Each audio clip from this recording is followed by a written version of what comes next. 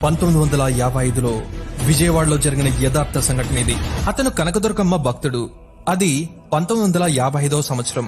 విజయవాడలో ఉండే మారుతి టాకీస్ దగ్గరికి వెళ్లాడు. అప్పట్లో రోజులు మారాయి అనే సినిమా విడుదలై అందులో ఆడుతుంది. సినిమా అయిపోయాక హాల్ నుండి ఎర్రటి చీర, నుదుటున పెద్ద బొట్టు పెట్టుకుని ఉన్న ఒక పెద్దావిడ రిక్షా వెంకన్న దగ్గరికి వచ్చింది. ఇంద్రకీలాద్రి దగ్గరికి వస్తావా అని అడిగింది. రిక్షా వెంకన్న వస్తానమ్మా బండెక్కండి అని అన్నాడు. ఆమె బండెక్కింది. విజయవాడలో అర్ధరాత్రి దాటితే దుర్గమ్మ గ్రామ సంచారానికి వస్తుంది అంటారు కదా, మరి నీకు భయమేయడం లేదా? అమ్మా, నేను నా కష్టం మీదే బ్రతికేవాణ్ణి, ఎవరికి ఎటువంటి అపాయం తలపెట్టని వాణ్ణి. అలా కొంత దూరం వెళ్ళాక ఇంద్రకీలాద్రి రానే వచ్చింది. ఇంద్రకీలాద్రి మెట్లెక్కుతూ కనిపించింది. వెంకన్న ఆమెను చూసి, అమ్మా మీరు డబ్బులు ఇవ్వకుండా వెళ్తున్నారు అని కాస్త గట్టిగా వినపడేలా అరిచి చెప్పాడు. అప్పుడామా, నీ తలపాగాలో పెట్టాను చూసుకో నాయనా అని చెప్తుంది. అందులో 10 రూపాయల నోటు, ఒక బంగారపు గాజు కనిపించింది.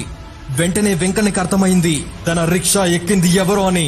ఆ రిక్షా ఎక్కింది ఎవరో కాదు, అమ్మలగన్న అమ్మ దుర్గమ్మ అని.